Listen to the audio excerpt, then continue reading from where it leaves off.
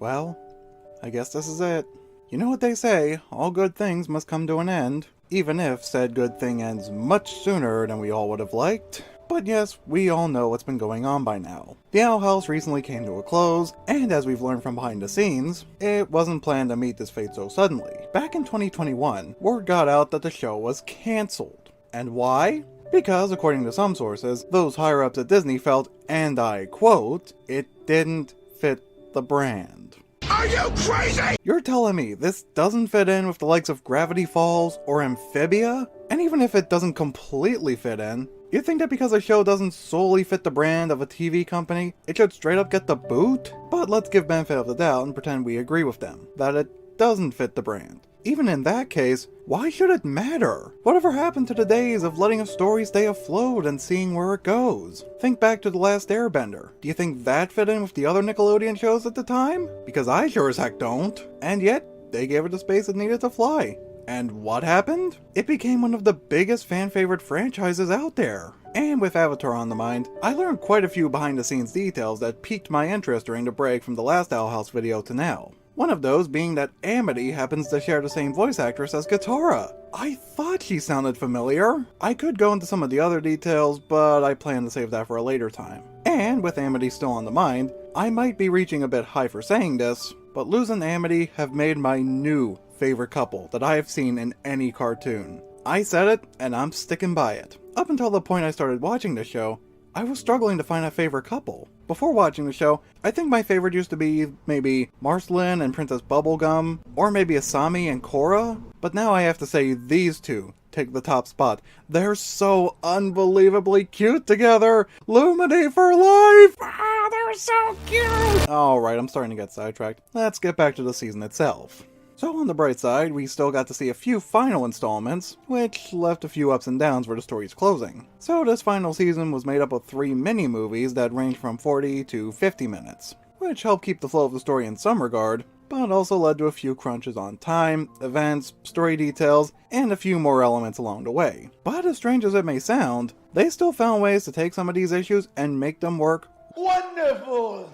even with all these crunches taking effect. Some of you may have noticed some of the changes right off the bat, being the system for titles. This is one of the details I loved about the show, that each episode plays a piece in the puzzle, which was kinda similar to stuff they used to do in Gravity Falls. In this show specifically, the episode's titles were part of a big acronym, where the first letter of each phrase would spell out a bigger phrase. In Season 1, it was, "A witch loses a true way." In Season 2, "Seek the key, fear the lock." These were not only inserted in quite a clever way, but they also helped set the mood that the seasons were going for, and summarize important plot elements, like they were being whispered to us the whole time. But needless to say, they couldn't really go that same route with only 3 titles to work with, so they made this one short and sweet and gave us that wholesome, "Thanks for watching." And with the circumstances they were facing, I'd say that little message was a perfectly acceptable send-off. Although I still would have liked to see how Season 3 would have gone, had they been given the chance to keep this route afloat. But it is what it is. And heck, they've used the extended time frames to give the potential they've been saving up all this time, which helped them go further than ever before with these 3 final episodes. And they've shown a satisfying amount of that potential through the first of the episodes,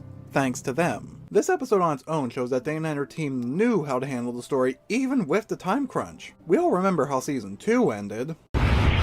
No! No! No! No! No! No! No! Well, this episode picks up right from there. Tensions and emotions are still pretty high based on the experiences Luz and Hunter faced back in the season. As you may remember, going all the way back to the episode Hollow Mind, that experience and the trauma from their realizations have been digging quite deep this whole time. You can really see how much this has hurt them, especially with Luz. She may not have had as much experience with defense as Hunter had, and this shows that crushing side coming from her more frequently, even when she tries to hide it. Meanwhile, Luz's friends are going through their own first experiences with the real world, and learning all they need to live there, just as Gus always wanted. Also, Luz finally comes out to Camila about her and Amity, and man, I just can't get enough of this. I absolutely love that they finally got to this point! Looking back on all the build-up we've seen all the way back to Season 1, and the bigger scenes in Season 2, it ends up leaving a great impression to what it led to here. And speaking of looking back, a special staple we got from this episode was getting to see points from Luz's childhood, far further than anything we've ever seen up to this point. And it shows that her behavior, which everyone around her has been labeling as unusual, goes deeper than any of us might have thought. Since going back to the very first episode of this whole show, only her high school moments were displayed. But apparently this has been going on longer than that, which helps cement more of her personality. Nothing really triggered this behavior, she was just naturally like this. And those video logs also help show the psyche she's been going through this whole time. The story goes deeper when the gang find the Titan's blood they need to return to the Boiling Isles. And Bello's backstory is finally revealed through some hints, and coincidentally leads to his return through Hunter, when he... I don't care what you want. Goodbye, Evelyn. Oh, Flapjack. Why? You didn't deserve any of that.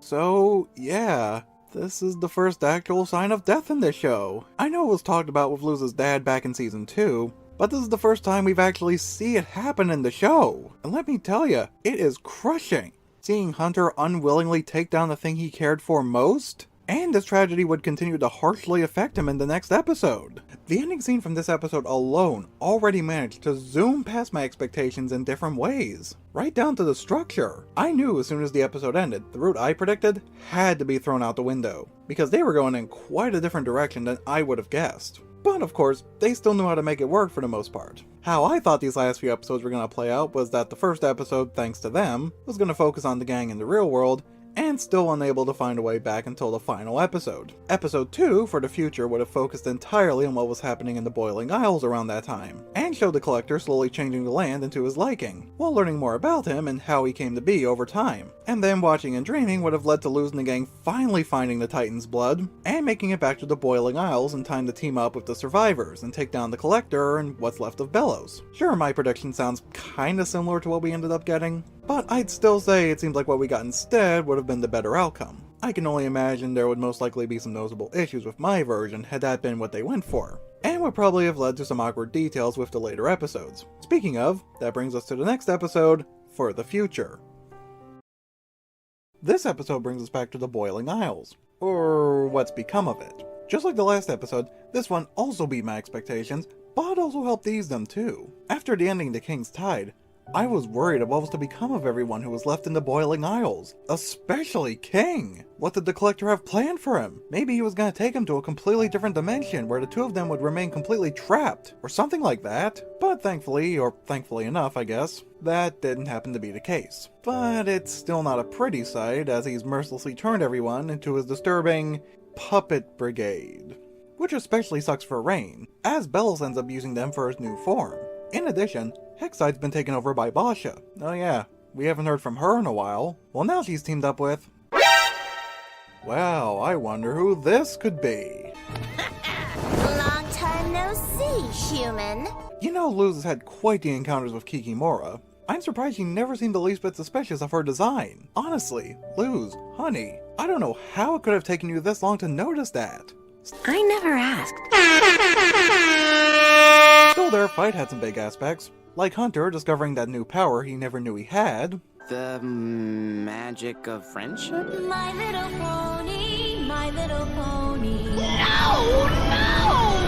And with Willow, they got their own development moments together. Seeing more of this side of Willow, I realized she's advanced more than I gave her credit for last time. Thinking back to that episode, Any Sport in a Storm, you could definitely see more progress in her character than before from that point on. And I'm kinda ashamed I didn't bring that up before. This was an important plot point for not just Willow, but for the story as a whole. As this was also one of the first real moments Hunter shows some signs of redemption. So it's kinda like their progress was going at a similar pace. And I guess that's one reason why their chemistry works so well together. Alright, with that finally off my chest, we're already halfway through the season, so moving on. Luz gets that one scene I'm sure we all wanted to see between her and Camila, acknowledging their mistakes that have played out back when this all started, which finally breathes life to Luz's Palisman. Welcome to the team, Stringbean. And all this leads to the big finale itself, Watching and Dreaming, which despite the decent closure overall, I still kinda had a few mixed feelings on it. And most of these mixed feelings point to the Collector, or at least the directions he ended up going in relation to what we've seen from him up to this point. First point was his first big attack in the episode, using the puppet vessels of the hero's friends and families to keep them down for a bit. And you know, that sounds like it could have had the potential to go somewhere. But surprisingly, it really didn't. I don't know, it just wasn't entirely what I'd hope it would have been. Although it was very visually appealing. And the characters were played out pretty well, I'd say. But aside from that, these hallucinations don't live up to what they could have been. Except maybe for Luz, but just barely. It looked like these hallucinations were going to be more important at first, given the screen time and build-up they were given. Maybe they could have been used to show how these characters advanced during their time together in the Boiling Isles in their own different ways. Specifically, they could show that they're no longer afraid of the things they used to fear, and that acknowledging their development could be the weakness of these hallucinations. But instead, the solution was far more simple. A touch of light glyphs, poof, all gone. And not only that, this happened to be Bellows' plan too. He was just using the Collector to follow through. Which begs the question, what did he think was gonna happen? Sure, it was a distraction to keep Luz, King, and Eda separate from each other, but you're telling me neither he nor the Collector thought that this was gonna last long? They didn't see any of this coming? I mean, I understand the Collector not thinking that, considering his motivations and the insecurities he goes into later. But Bellows? Do you think he, of all people, would have had something bigger or more effective planned? Or, well, okay, he does have a failsafe, but we'll get into that in a bit. Still, there were plenty of worthwhile details we got from the finale. One of the biggest examples being the Collector's backstory, and how he came to be the way he was back when he was first introduced long ago. In hindsight, I suppose what we got from his backstory was to be expected, seeing how he reacted when he first met King back in King's Tide, as well as how personally he took Bellows' treason. Oh yeah, and that leads to Bellows' final resort. So remember that Titan's heart he had kept in his palace the whole time? Well, here's something I bet no one ever knew. Bellows could merge with it. And now that the Collector is once again all alone, he ends up going to the heroes for guidance. But this goes into another slight issue I had with the Collector himself. The only thing that I feel could have been worked on with him was the first half of his redemption arc that we got from this episode. I feel he was just a little too persuaded to trust the gang at this point. After all, they did try to fight against him just a few moments ago, and apparently showing him a few pictures and places was enough to win him over? I don't know. After everything we've seen from him, it just feels like there was something kinda off here. But then, it immediately felt like it was all starting to click into place in the second half. Learning that what the Collectors learned, while nice and touching, had no real effect on Bellows. But more impactfully, the Collector had to witness death for the first time ever, which unfortunately had to be done with Luz, affecting not just him, but King and Eda too, giving them these forms we've never seen before, including a slightly mutated version of The Owl Beast. God, I'm gonna miss saying that. And as for the Collector, this turns him around completely. And here you can see a far more hard-hitting, more genuine emotional rush coming from him that we never saw before. And it helped make up for those earlier gaps in his redemption arc, making it start to feel more satisfying and giving him the general deserved redemption. But it wasn't just with the Collector. Looking back on the show in its entirety, I noticed a lot of changes and development in just about all the main characters. Like with Gus and Willow, for example. I already brought it up with Willow, and well, Gus kinda used to be in the same boat. They used to be the overly shy pushover types. And, well, it's harder to see that side of them now. Their progress has greatly shown through. And what about Amity or Hunter? They used to have a far more toxic side to them during their debut episodes, as Hunter was straight up working for Bellows, and Amity was coming off as a bully, so the outcome they have now would lead to far bigger surprises. Like I was saying last time, I especially wasn't expecting Amity to start off the way she did in her debut, given all her fan art I was exposed to. As for Hunter, I had no expectations, cause I didn't know about him when I started watching the show. Although Hunter did seem more like the type who would have stayed by Bellows' side, depending on his circumstances. Amity, on the other hand, was more of a different case. Sure, her behavior in the beginning was solely negative and family-based too, but it feels like there was an easier chance for Amity to probably snap and escape on her own. With Hunter, needless to say, it would have been a far greater obstacle to hide from Bellows. But still, all of them, as well as many of the other side characters, ended up with satisfying lives in the future. Alright, now I know I'm getting ahead of myself. There's still more details to uncover from here, so let's get back to them. So upon Luz's death, she had the chance to meet the big guy. And lo and behold, he finally comes. The boy. The top demon of this realm, the almighty Papa Titan himself. And I could only imagine no one would have expected that his voice was going to be done by Aaron Hansen. Yeah, you heard me right. Aaron, you did it! It's Rory! Motherfuckers! You like that shit? He's a goddamn dog! Woof, woof, woof, woof! That Aaron. The one and only Mr. Grump. I mean, sure, he played a few background characters in the show before, but for Aaron to be given such an impactful role for the story? Now that was quite a surprise. Of course, Bellows was done in by the end.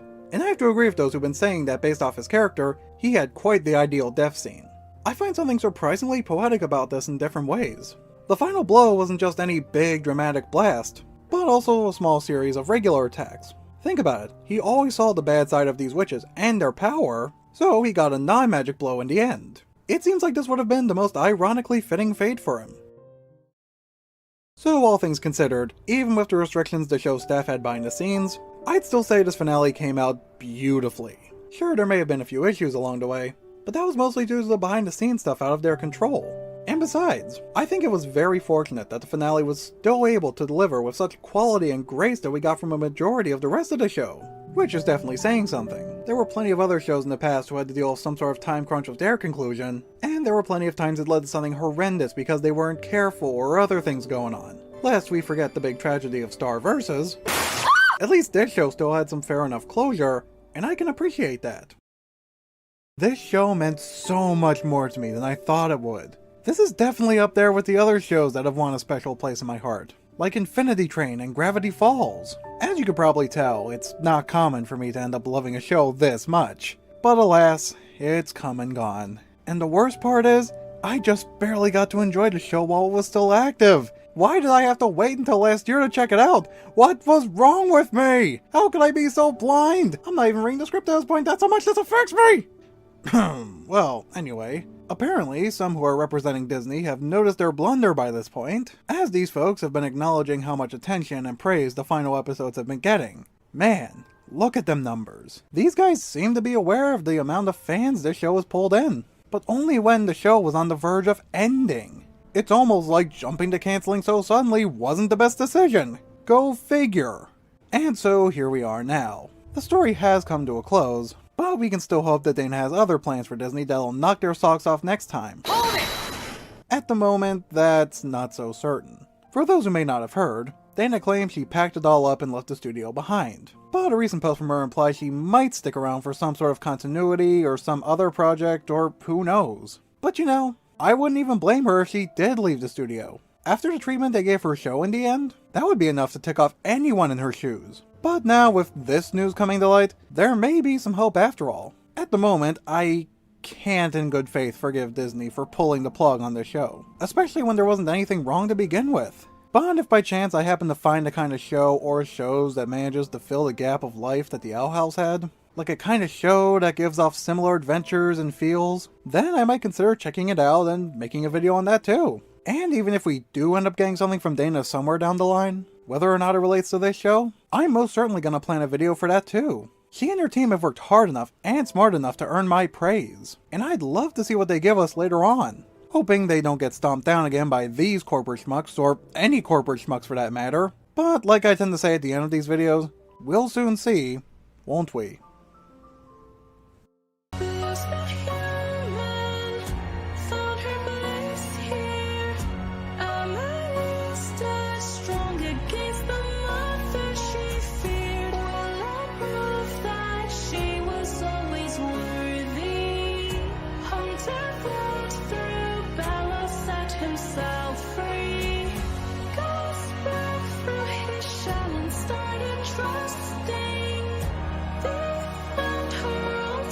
She started laughing.